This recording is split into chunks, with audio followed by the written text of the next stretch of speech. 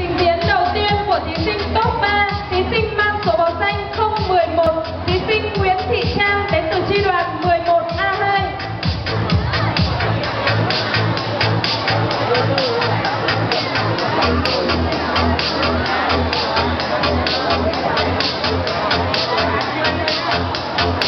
Thí sinh mang số danh 012 Nguyễn Kim Anh đến từ chi đoàn 11A1.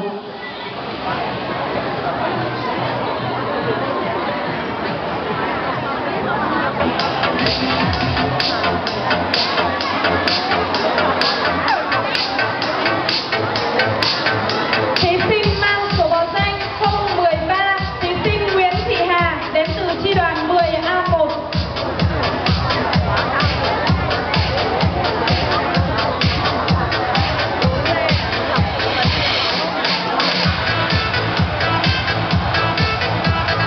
Tiếp theo là phần trình diễn của thí sinh mang số danh 014 thí sinh Nguyễn Thị Huyền đến từ chi đoàn 11A3.